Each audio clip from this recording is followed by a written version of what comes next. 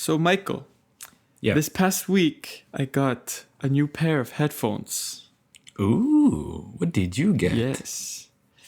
I got the Sony XB950N1. Wait, let me look No, this up. Sony with their complicated names. They're a pair of noise cancelling headphones, which is what I wanted. Okay, so Sony XB what? 950N1. 950 XB 950. Interesting. Those have really nice bass, do they? Yes, they do. Ooh. You gonna listen with that thumping bass, boy. Yeah. Well, the music I listen to isn't too bass emphasized. Let's just put it that way. True. Christian music, but they sound amazing. They're really really nice headphones. They're super comfortable, and the sound quality is amazing. And they have noise canceling. Ooh, nice. So when you're gonna go to that trip at San Miguel, San Paulo, whatever it's called, in Portugal, you're gonna have a nice pair of cans to put over your ears and to do your stuff on the plane without having to hear the full force and the roar of those engines, which are most likely going to be either GE or Rolls-Royce. So yeah. Most probably, yeah.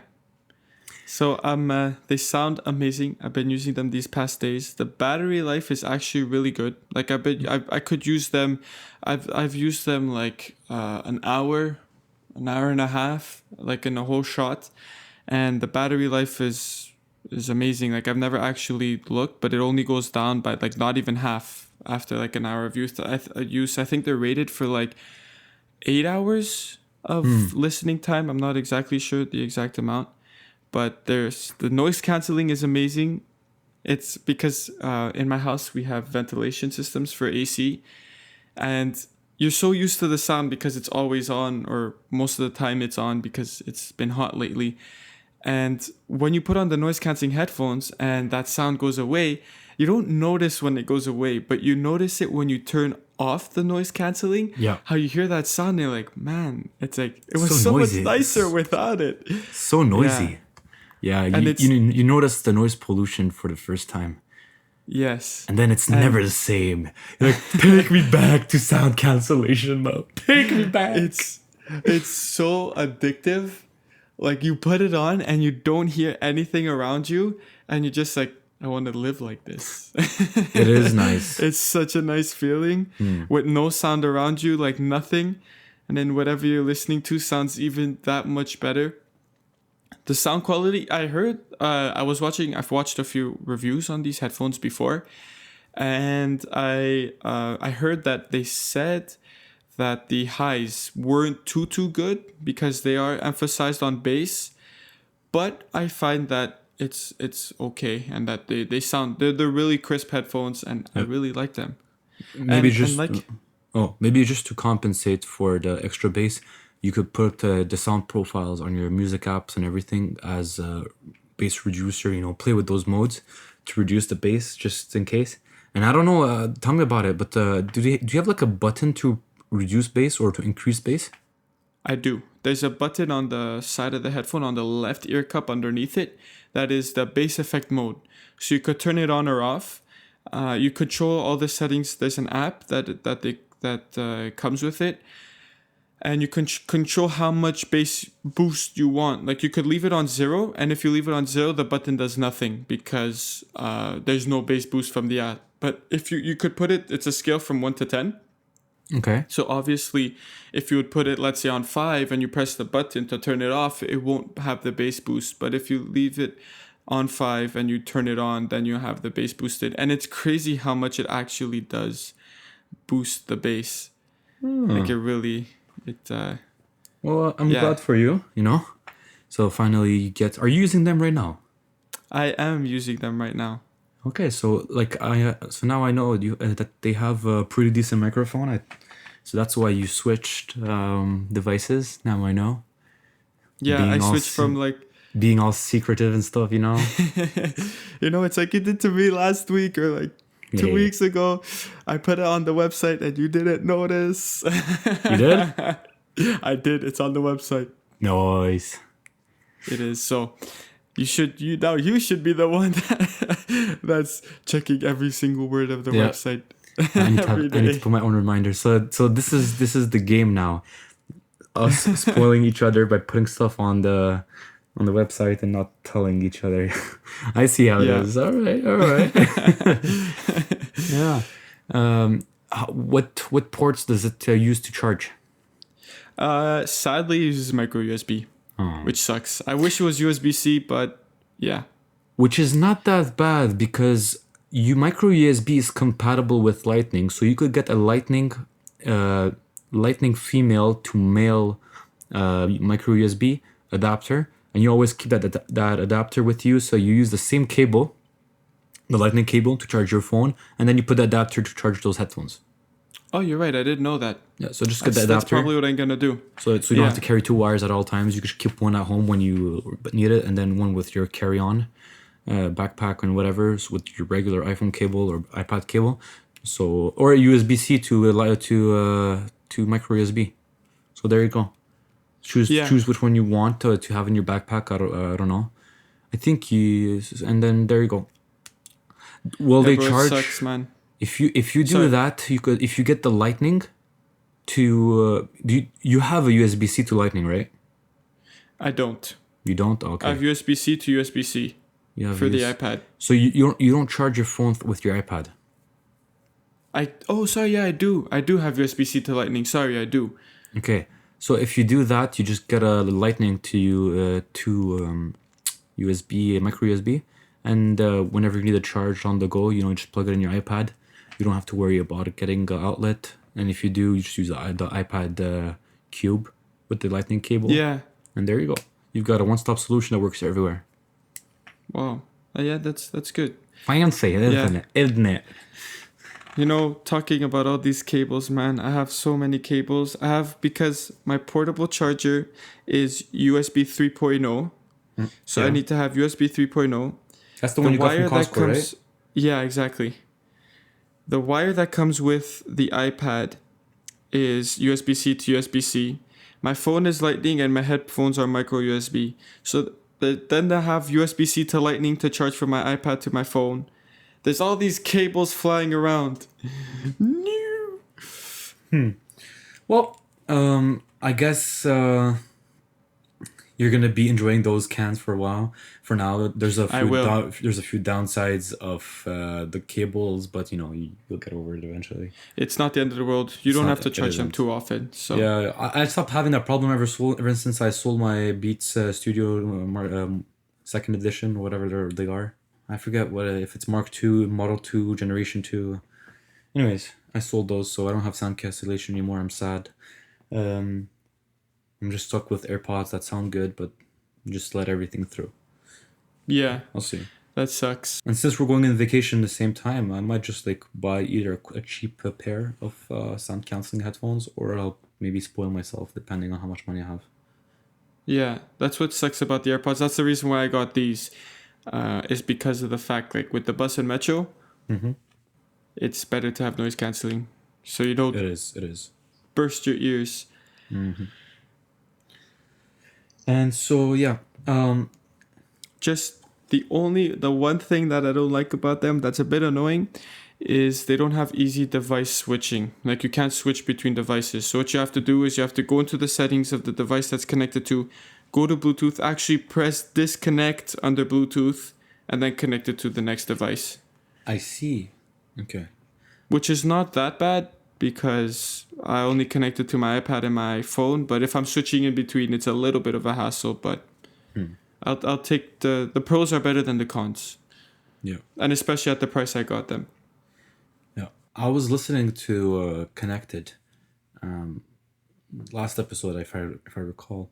The one where Mike wasn't there. It was only Vatici and what's his face? I keep forgetting his name. Which guy? In Connected. Mike Hurley? Mike Hurley wasn't there. It's the other guy. Stephen Hackett. There you go. Oh, him. Stephen Hackett, yeah. So I was listening to Connected with those with Stephen Hackett and Mike Worth. Mike Worthley was in there, and Vitici, Federico Vitici, and he was talking about the his impressions of the iPad OS beta, and he was talking a bit about the shortcuts, and I think also David Sparks was on the podcast when he was talking about it. Okay, so they swapped actually- out Mike Hurley for David Sparks. Yeah, actually, that was two For that podcasts. episode. That was like literally two podcasts in a row. Yeah, I remember when they were talking about Yeah. it. Like So on two instances, yeah. ATP. Yeah, and he was talking about how shortcuts has been refined and improved and made easier to understand. And like Vatici does like all like basically he's a programmer within shortcuts. Like he has some scripts running and Python scripts and everything. It's insane. And so he was telling us that he's like that shortcuts has became easier now for like regular people. And there was one feature that he mentioned that blew me away. So you know how your Apple Pay card, you tap it on a like a payment interface or terminal to pay Yes. for stuff. It uses Yeah, exactly. when you do that, it uses something called NFC, near field communication. It's a protocol for sending information at very short ranges. And the nice thing is that NFC is not like an Apple proprietary technology, but on the iPhone it is blocked to only Apple devices until iOS 13 and iPadOS 13. Well, actually, in iPadOS it won't work because it doesn't have an NFC chip. But anyways, on the iPhone. So what it does is whenever you use the Shortcuts app and you put a trigger within it that is activated with the NFC chip. So you could buy these off of Amazon. Any NFC chips or stickers, you put them on a surface. When you put your phone, you tap your phone on it, it will send information to the phone, triggering an action. And one of those action can be a shortcut. So say that you go in your car and I put an NFC chip where I place my phone on my phone stand thing. When the phone is placed near that NFC chip, I could program a shortcut that will start playing music on a predetermined playlist or just any song I could put. I could make Siri ask me where to the destination and set my phone on Do Not Disturb while driving.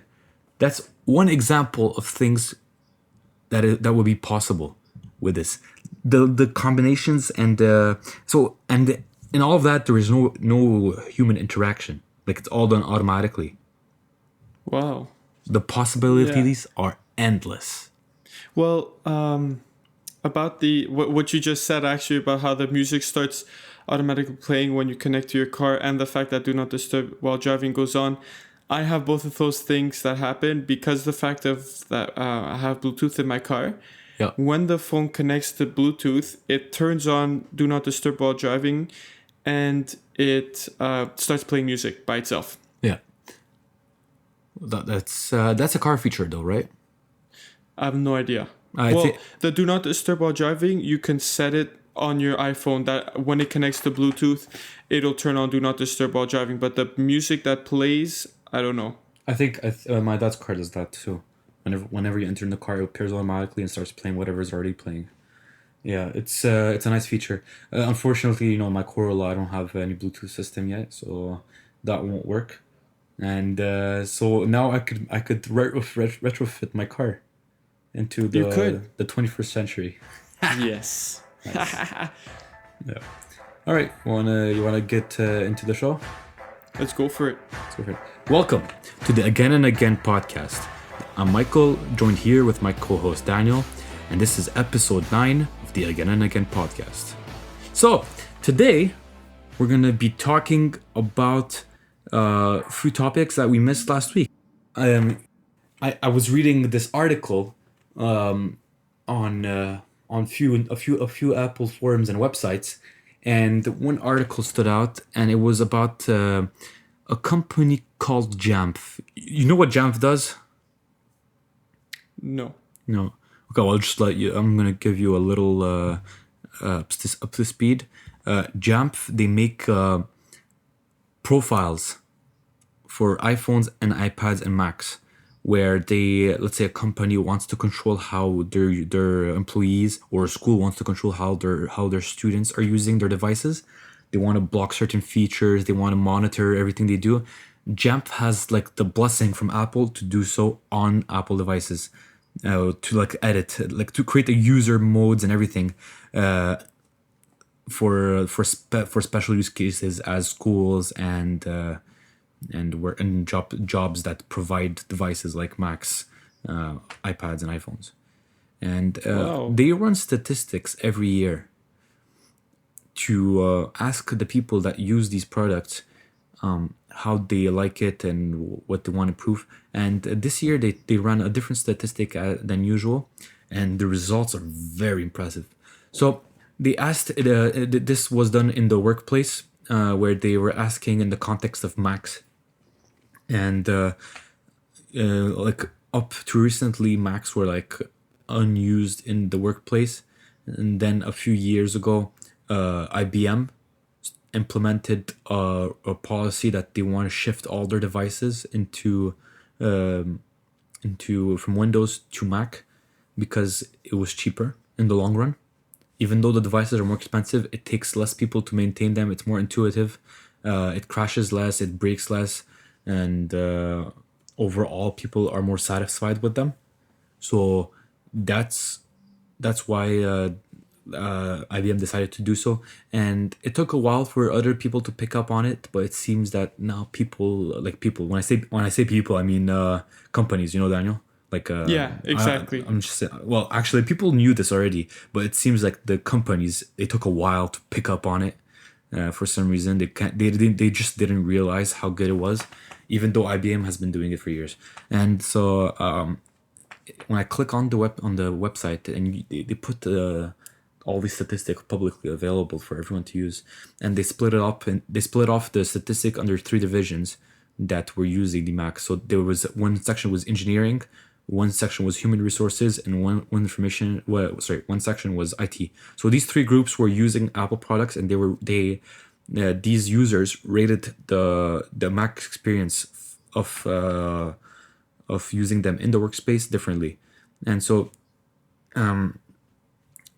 50% and more of these three groups said they liked Apple products, which is strange because basically all these companies prior to Mac, they used to all run like on Windows 7 and Windows XP till this day, you know? No way. Yeah. They're running on that old software? Yeah, bro. Like if you have like systems built for Windows 7, it's hard to change operating system True. because it True. might break those systems. You got to change Well, the whole it's thing, and if you're gonna do that, you might as well change to a more reliable platform, which is Mac. So that's why we're seeing like the surge, like all the Windows 7 and Windows XP platforms and systems are being changed completely, and companies now are going towards the Mac version. Then 44% and more of workers believe that they find the Mac a more reliable computer. So engineering said the 44% found it more reliable. Then human resources said 54, and same goes for IT. And wow. that's more than half. And we all know that these people probably started off as Windows users, and they're all new to this ecosystem. And so you almost got the majority saying, more than the half, a majority saying, not a big majority, but still a majority, saying that they prefer Apple products and that they are reliable. And then the last question they asked, from comparing Windows to Mac, is it works. Does it work best with the applications and resources that you need for your job? And so engineering, of course, they use esoteric programming, and like a Mac is still new for all the industry equipment and software, but 44% to 48% of these people said that it works fine with everything I need. So there's still some headway to do here, I believe. But man, like if you would have done this statistic a few years ago, it would have been very small, like not even 20% on all these three metrics. Yeah, for sure. Like you realize how like there's a shift like when you go to college or university, as we say here in Canada, um, everyone is using a Mac. Very little people are using Windows, Yeah, and yeah, so for sure. it's pretty impressive. But I think personally, for a laptop, I would go with a Mac, but for a home desktop, I would probably go with a PC. Really? Yeah, Why so?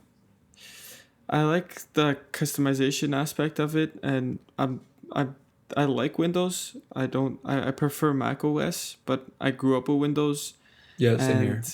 I find for a home system, I find a Windows PC would be better. Mm. Yep. That's personally. But for laptops, Macs are the best. It I depends, find. but it depends what you do with it, you know. And then Yes. again, Yeah. depending on your use case, like it depends. This could change your mind. So if your use case is very like programming or I don't know what you're using for, it might change. Like you use it mostly for gaming, right? Windows Yeah. computers. Either gaming and programming. Yeah. So those are two things you can do pretty well. Like, programming maybe more on the Mac, depending on what programming language you use. But in gaming, it's pretty settled that it's on. You basically are obligated to use a Windows computer. Even Boot Camp doesn't work as good. And when you dual boot with Mac OS into Windows, it's not going to be the best thing ever. So yeah, Really.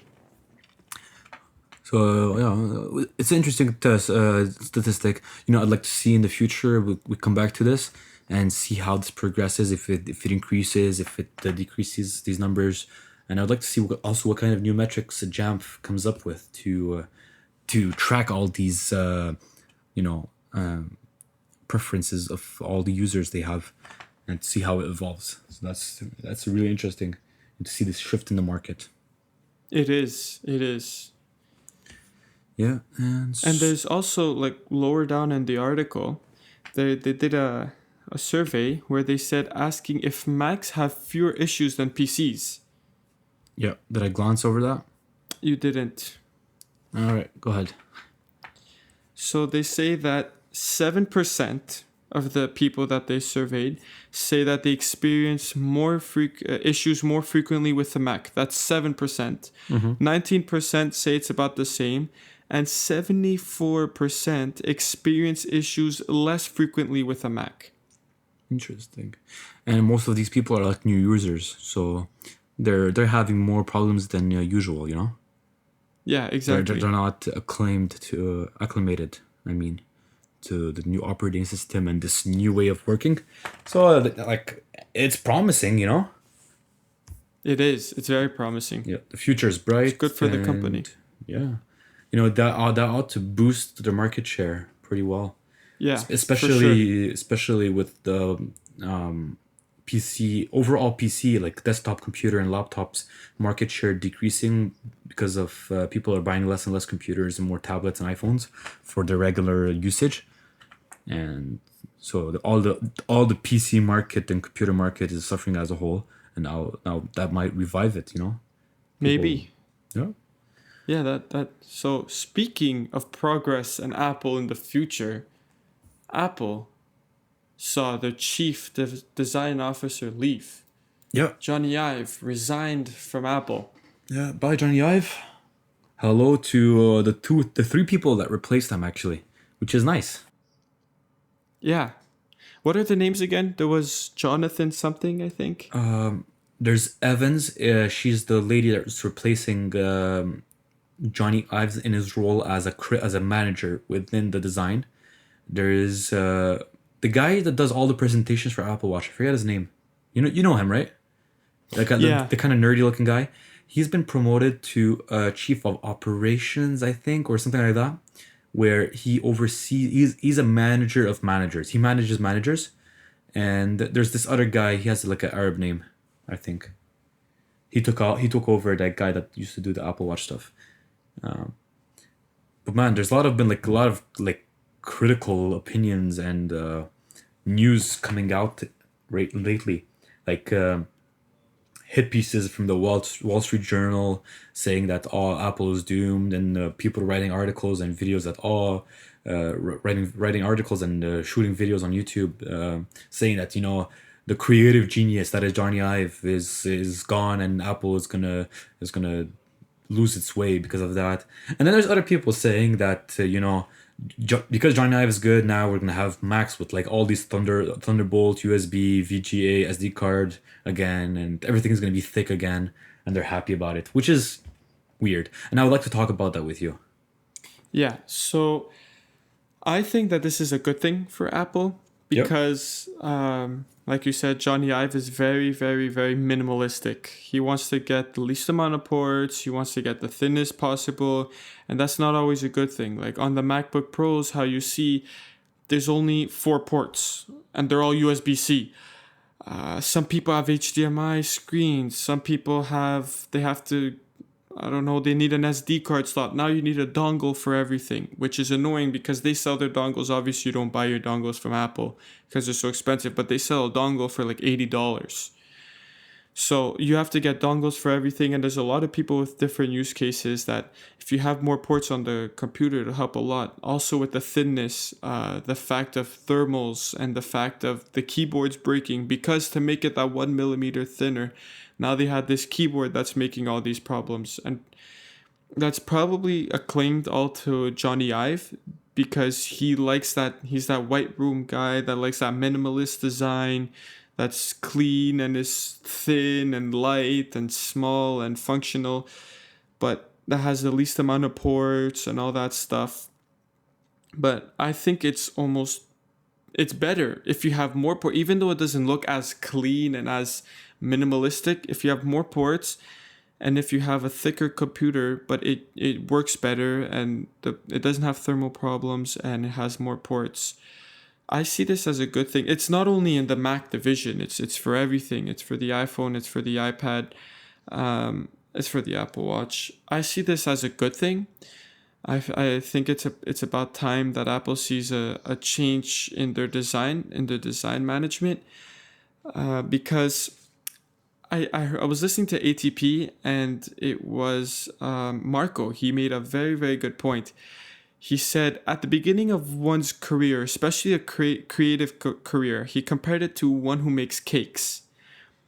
He said, or a baker. He said at the beginning, he's like, you try to like you're starting off. You're starting off in this field in baking, let's say, and you're making wedding cakes. So at the beginning, you're mastering baking.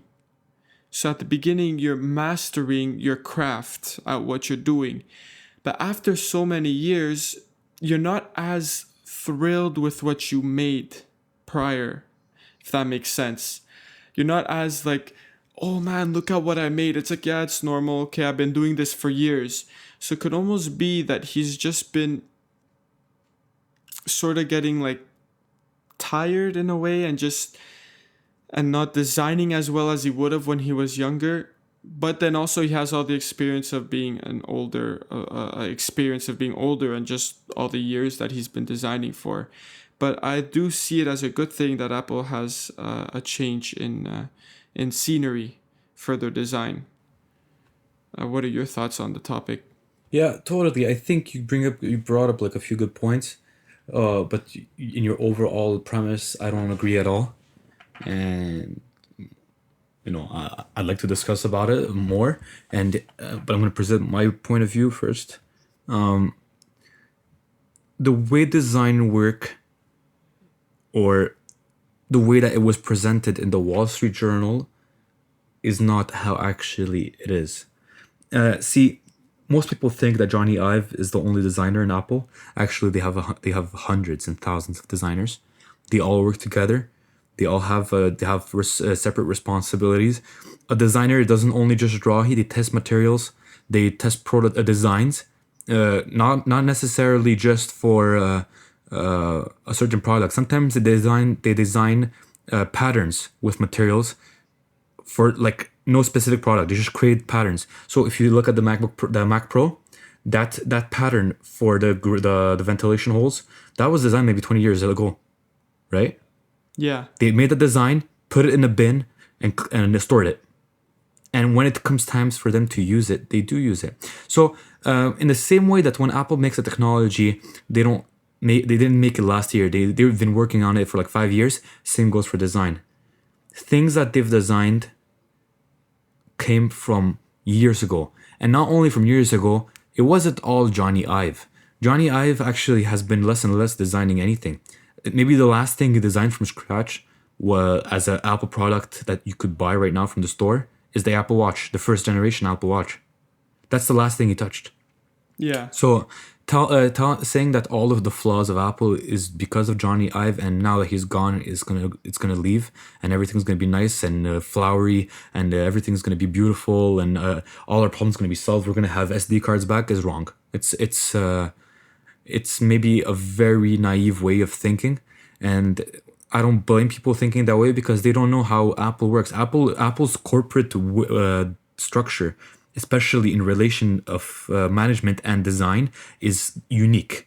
No other company has given that much power to the design department in their company. When Steve Jobs, before he appointed Tim Cook as CEO, before leaving the company for his health reasons because of his cancer, he gave unlimited power basically to the design team so that they could design without having to deal with the CEO, and they could maybe circumvent. So it's like he gave you know how the US system works with checks and balances, where the executive branch doesn't can be overruled by the Senate or by the Parliament, depending Yes. on what you're doing and what way you're doing it. Well, it's the same thing. The design team had ways to veto their own way through designs, and like you know the Apple book that costs $300 or whatever Yeah. with all the pictures.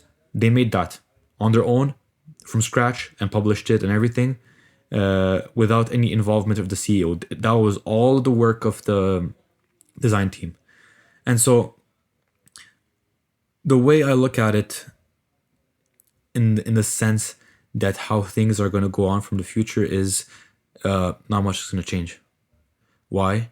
Because for the last ever since Apple started building Apple Parks, basically since the Apple Watch first series or Series Zero, since the Gold Watch. By the way, the Apple Watch Gold Edition, that's a product of the design team.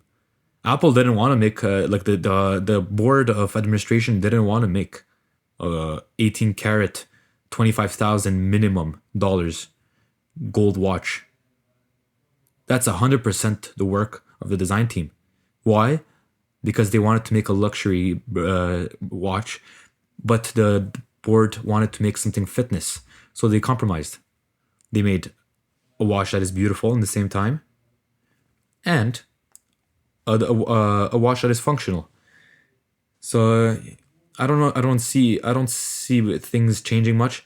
The lady that is managing right now the design team has been doing so for a long time. I don't know if you have different thoughts or you want to continue on this topic. Well, I agree with you with the fact that nothing's gonna change, but Johnny Ives, well, because it's like you said that the design team, it's a whole crew of people, but everything does have to pass through him. So somebody could come up with a design that's not that he doesn't like, and it could be more functional, but he didn't like it. They wouldn't go through and make it. So with having somebody else, I find it's a good thing. He's been there since the beginning. He's helped the company a lot. He basically saved it from bankruptcy in those years where it was doing really bad when Steve Jobs left. He helped the company a lot. He's a big part of the company where it is today. But I think that it's a good thing that he left and that we see a new faces and new chief designers. Maybe we'll get different designs like this new 16-inch MacBook Pro that's rumored, and how they're switching over to scissor keys instead of the butterfly. The Yeah. scissor's gonna be a bit thicker.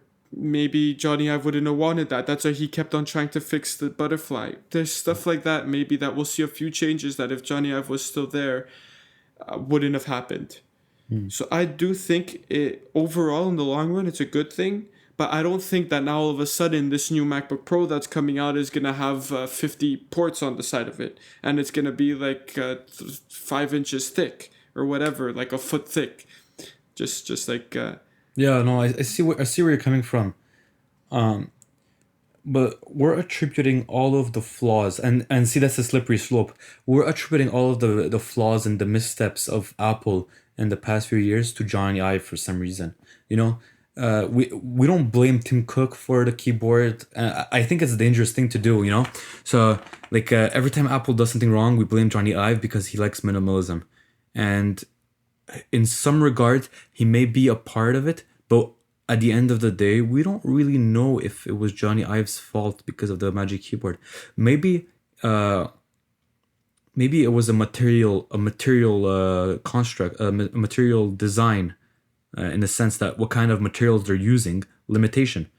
Yeah, in an interview with Rene Ritchie and some executive that worked on the iPad design, we learned that sometimes they have to invent materials from scratch that don't exist for certain products. well, And so one of those materials they invented is fiberglass key switches.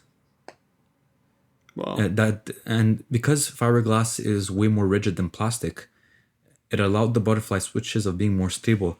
If you take just a regular keyboard and you press on one side more than the other, you'll see how it's a leaning towards the other side, and this could lead to unregistered clicks or misclicks or mispresses, and that's what they were trying to fix with the butterfly keyboard.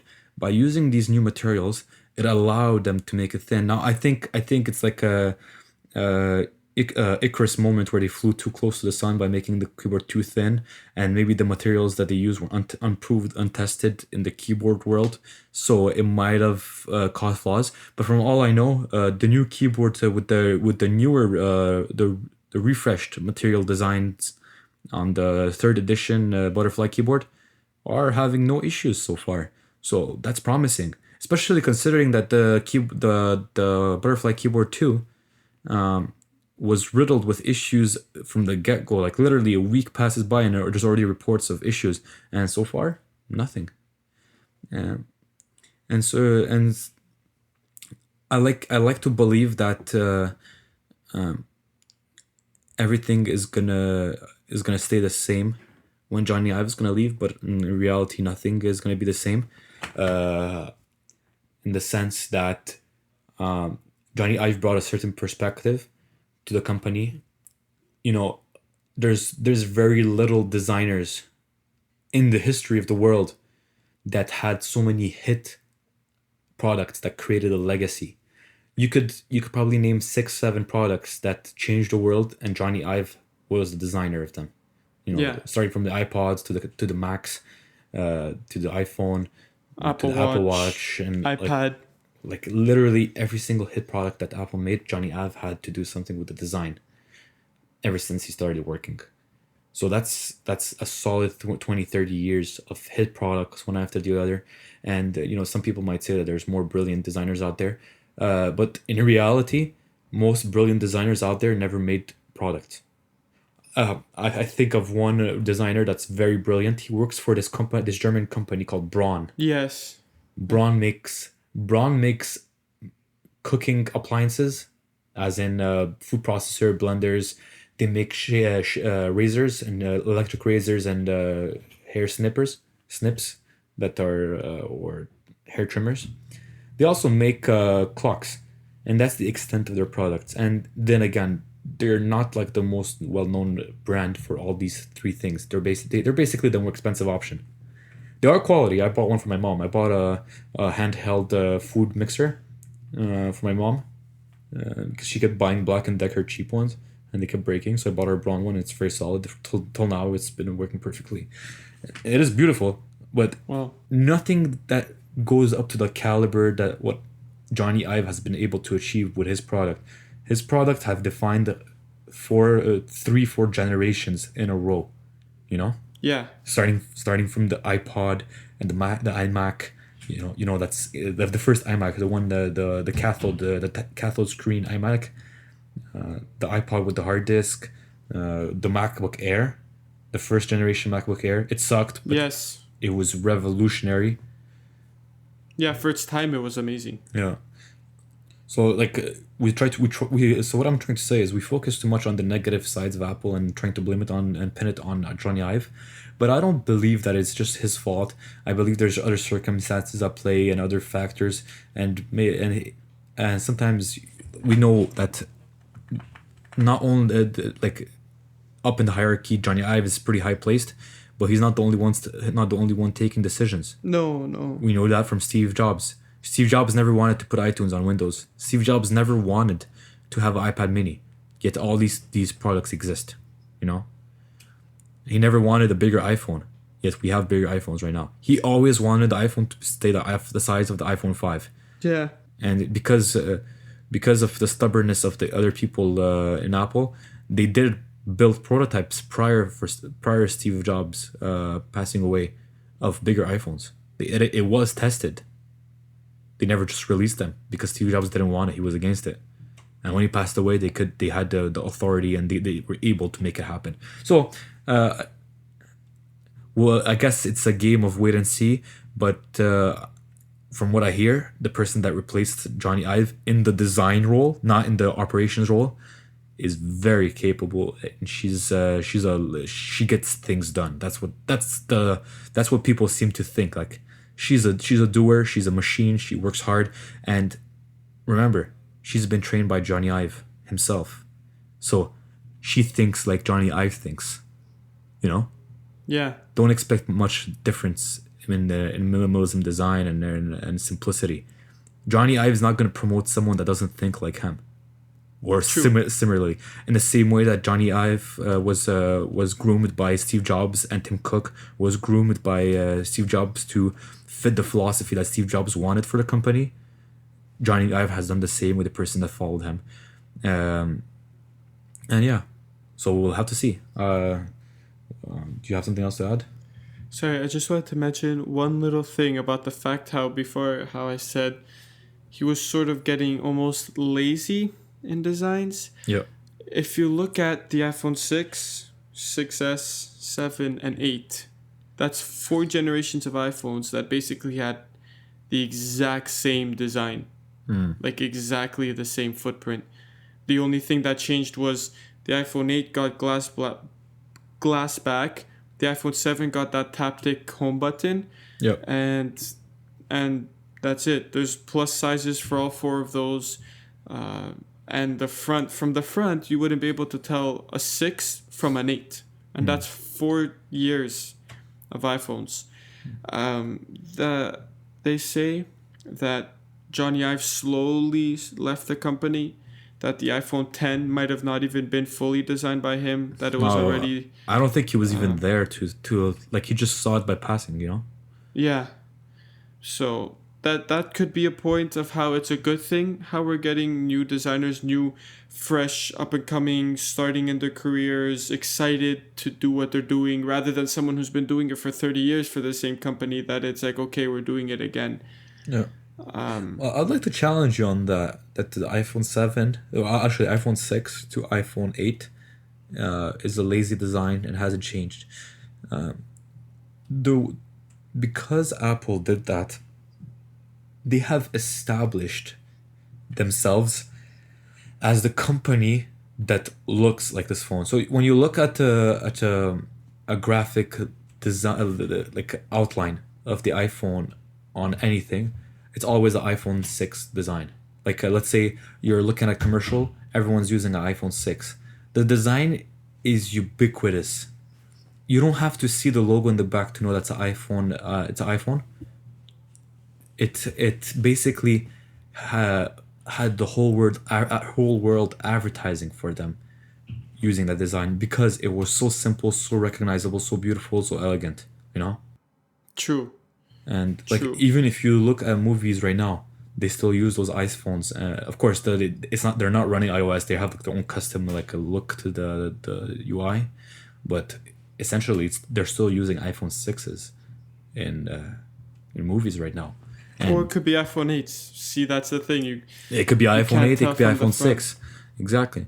And for all intents and purposes, that the shape of the phone was the same, they do look fundamentally different, and it all comes in the material that they use, which is not very significant in change as in a complexity standpoint, but in look, just changing the materials from let's say from the iPhone 6 and 6s line to the iPhone 7, where you have a different curves. The curves for the iPhone 7 are way more refined, way more clean. When I look at the camera bump on the iPhone 6, how it's positioned, and I look at the iPhone 7, how it's curved and flowing, I see that the iPhone 7 it's a refinement on a design that was already beautiful. See? Yeah. When you think about luxury, you think about like in luxury brands, you think about Mercedes, and as you and I are avid car enthusiasts, in different senses, but we're so enthusiasts. We know that Mercedes don't change their design philosophy very often. No. They keep iterating on a single design for years. So let's take the example of my dad's car. He has the ML350. They've been making that same exact design since 2010. True. Literally since 2010, they haven't changed the design. It's been 9 years. Other car companies they lack focus. They change design every 3 years, not even 2 years. It's a new design, new design, new design. They've been iterating on the same design of the ML350 forever and ever. You know what that does? That creates a illusion that everyone has the same device. You know? Or the same Yeah. car. Yeah. So instead of having 5 different designs for the same model, you have very similar designs for one model, but they're just iterated. So what happens in people's mind is it tricks them into thinking this is the popular product, even though they're not the same one, but they're just iteration of the same one. You know? True. So it makes people believe it's actually a very brilliant marketing ploy to make it appear more. See, if you look at HTC, they're very unfocused in their design, where every phone is basically a complete redesign, and on top of increasing cost, because they have to redesign everything from scratch and buying new machines to make those designs. It creates complexity, creates room for issue. You could look at the iPhone 6 where it had the bend gate issue, which was non-existent for me. I had the iPhone 6 Plus for 4 years, never had an issue with bending. But anyways, and they iterated on that in the iPhone 6s, and then whatever issue the iPhone 6s had, which I don't think was any, they fixed it in the iPhone 7, and on and on and on and on and on. So they keep iterating on the same design. Where now, if you take the iPhone 8 and 8 Plus, it's basically a flawless design. There's nothing wrong with it. Even it will stand toe to toe to any phone that you have, whether it is an Apple or in Android. It is fast, it is beautiful, it is functional, it doesn't have any major flaws in it. And that's how you build a super reliable product. You keep iterating on the same one. That's why Tesla, with all of its flaws and problems, they're so successful. They don't wait a year to iterate on a car. As soon as they point out an issue, they fix it immediately. They change the part of the car that's broken, and they don't make a big fuss about it. Oh, we redesigned the car, buy our new model. No, like it's a silent repair. No one needs to know about it. Why? Because it's not changing the overall performance or security of the car. It's just making things simpler, which makes it better. Yeah. Yeah. So Yeah, I agree on you on that one. I kind of went long on there. I don't know if you if you want to keep going on this. No, I think we're good. You're good. I think we're good for this topic. Unless you have any more thoughts, I'm good. Yeah. Nextly, let's talk about. Well, since we're already talking about design, let's just quickly cover the keyboards. We've mentioned today and in the past about keyboards. You wanna You want to start elaborating on that one? Up to speed? Yeah, sure. So what happened is, if you haven't heard about it, there's Apple with their butterfly keyboards. They've been having issues ever since they first designed this keyboard switch. But the way it works is that the switch on the inside, it looks like a butterfly. They're like the two pieces of plastic that you press down on come up like a V. And when you press down, they bend downwards. So that's why they, I don't know if that's a good description, but that's why they call it butterfly, because when you're pressing down on it, it looks sort of like a butterfly. And this design wasn't good from the beginning. From the first MacBooks that they made with this keyboard in 2015, they've been having issues of keys getting stuck and keys not working, stopping to work after a while. And they kept on trying to refine it and make it better by each year saying we did a new version of it. We did a new version of it. For 4 years they've been doing it. Till recently, this past May, I think it was, they came out with new Macs that had a new version of this butterfly keyboard, this butterfly switch. And so far there haven't been any issues with it. Maybe they found the solution, but there are rumors that they're going to be switching over to the scissor switch, which is two pieces of plastic or whatever material they use that cross at an X, but it's a little bit off axis. So it's not like a perfect X. Yeah, I'll put a diagram of that in the album art. So Yeah. if you're using Apple Podcasts right now, just open your phone, look at the album art, and you'll see a picture of what it's supposed to look like. And yeah, keep going. Yeah, it's a little bit hard to describe. And this is a lot more of a reliable keyboard. It's what they used before in their keyboards. It's basically almost what all keyboards use. And the thing is that it's a little bit thicker. But there's rumors that this new MacBook that's supposed to be coming this fall, the rumors are it's coming this fall, winter, it's going to have this new keyboard. And it should fix Apple's keyboard problems that they've been having, how everybody's been saying that the keyboard is not good, which I agree with them. And I wouldn't buy a MacBook solely for the fact of this bad keyboard and because the bad keyboard, especially when there's a new one lurking that might have a better refined keyboard. Yeah. And the reason why I wanted to talk on this topic, we'll cover this topic very shortly and briefly, because we've exasperated, I believe. I've been listening and reading about Mike Worthley from the Space Javelin podcast and editor at the Apple Insider news website. And he mentioned that for all intents and purposes, the butterfly keyboard is no less reliable than the previous scissor switch keyboard. And the reason for that is he has access to some guy that works in the repair centers for Apple, and it seems to be that Apple is not replacing more of these keyboards than they used to prior to 2016 when they used to have the old scissor switch keyboard. So I don't know how that speaks about the reliability. I have many friends that have old MacBooks pre 2016, and a lot of them have missing keys on their MacBooks, and they bought Wow. and I know no one. Like, I have this guy, he has the whole spacebar command and option key missing. Just from regular. He told me just from regular use. I don't. That's because terrible. It just so and those were the scissor switches, you know. That's not the butterfly keyboards. I know people that are suffering from dust debris in the keyboard.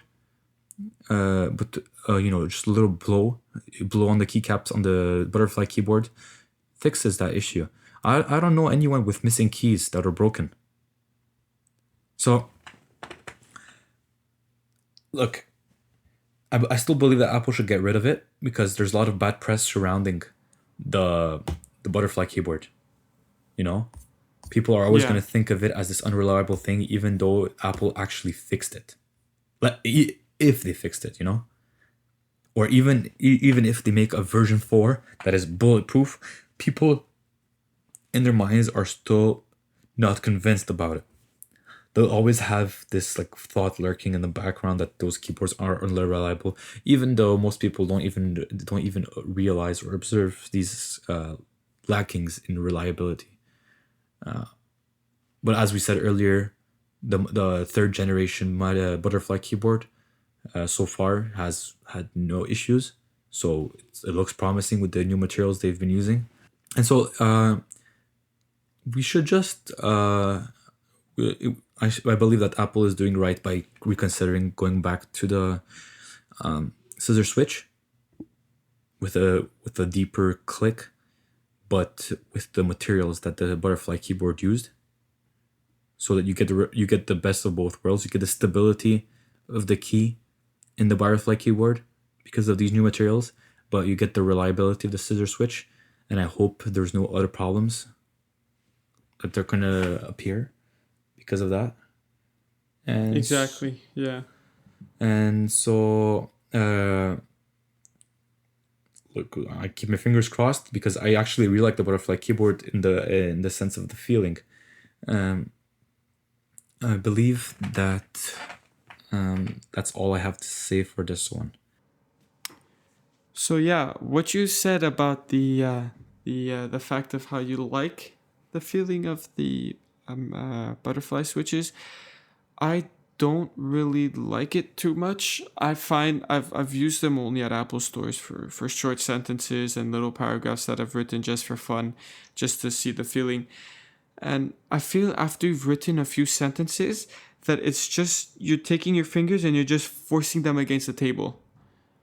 That's the impression that I get with those keyboards. I like a keyboard that has a little bit more travel. Like I don't mind if it doesn't have too much travel. I don't like a lot of travel because then I feel it's like you're really forcing your finger is going down a lot and it takes almost more energy and your fingers get tired faster. But I don't like too little travel where it's like you're almost your fingers not moving and it feels like you're just forcing your fingers up against the table. So I'm not that much of a fan of their keyboard of their butterfly switch. So hopefully, you know which keyboard I find is perfect, has just the right amount of travel, the right amount of clickiness, the right amount of everything. Yes, the Magic Keyboard is amazing. I find the butterfly switches are a little bit mush. Yeah, it seems that it's a recurring theme that everyone seems to enjoy very much the Magic keyboard, or they have no gripes against it. Like it's a good keyboard. That's it. It's nothing to die for. It just works. So either people love it, like I do, or it's just it's there. It's usable. I have no complaints about it. So people basically fall in these two camps, and but there's still this thing to consider that I just like to remind you that even though they feel good, they're just as irreliable as the second generation butterfly keyboard. Really? Like, well, yeah, yeah. Well, on the Mac, they use the butterfly key, the scissor switch as the Magic keyboard. They're just as reliable. Like I told you, I have friends that have missing keys on their space bar, the command key, the E key, especially the E key. It seems that the ones that you press a lot. It's like Yeah. I feel like Dwane would be one of those guys that has like missing keys, and like I feel like he'd be the kind of person to remove those keys on purpose just to make himself look pitiful, or I don't know, some kind of stupid reason. You know what Dwayne's keyboard looks like? What? Buttons. He has no keys on his keyboard. Oi, Dwane, come on, man, get your He act here. removed them all to make people feel bad for him. Oh man. He likes the pity. He thought that by removing all the keycaps, he would get a free replacement at the Apple Store. He thought wrong. Yeah, now that's all he has is a broken keyboard that he has to use every day. Yeah. Actually, he doesn't use it. He just gives it to his child. What a terrible person. Yeah, that's what he gives to his kids. He gives him his broken keyboards that have no keycaps. Can't believe him, Dwane. Dwane. You know what else Dwane does? You know, he Nope. has a Ferrari. Yep. He makes his wife and his kids drive in another car because he doesn't want them to drive in the Ferrari. Oi! Disrespect. You know what he gives them as another car? A Yaris. Shameful. Oh, at least it's not a Prius. I'll take a Yaris over a Prius any day. No, but it's like a 2000 Yaris. It's a Yaris from 2000. Oh, I see. So it's nothing special. Yeah. Dwane. You know why he this doesn't guy. want his wife and child to go in the Ferrari? He says that the presence of another being in the car ruins the acoustics of the car. Which is a completely rubbish excuse because the person right next time can be quiet. And personally, I know that Dwayne's wife is a very quiet person, so she will not ruin the acoustics by speaking. It's just a sad excuse for Dwayne to be alone. Why is he even married? I don't know. Why does he even have kids? Dwane. Anyways, that will be all for today's podcast. Thank you very much for listening to the end.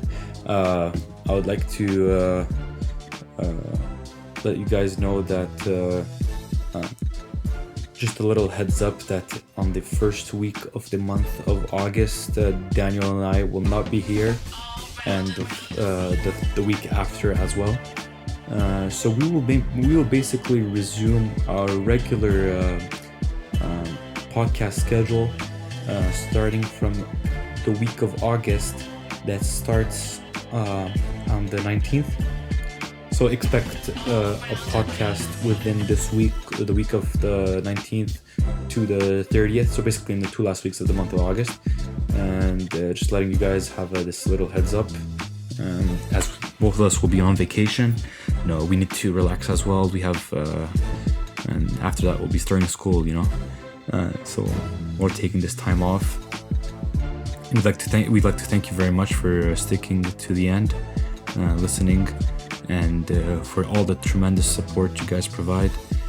You can follow us on Facebook at the Again and Again podcast, or at Twitter at Again Podcast, and Instagram at again.podcast. You could also send us messages, criticisms, comments, remarks at our email address, which is the 2apodcast@gmail.com, the 2 being a number. And you could also message us directly through these social media platforms, as some of you have been doing. Thank you very much for your insight as well. And we ask you if it's possible to give us a 5-star rating and give us a good review on Apple Podcasts, as this helps us a lot to grow the platform. And share the podcast with your friends and family. It helps us grow. And if you wish to become a Patreon member for a few dollars a month, you could help us replenish the Tim Hortons Coffee Fund. You get a few perks. Daniel gets to feed his cat, even though he doesn't have a cat. And that's pretty much it for today. We will see you next week. Thank you very much for listening, and bye-bye. Bye-bye.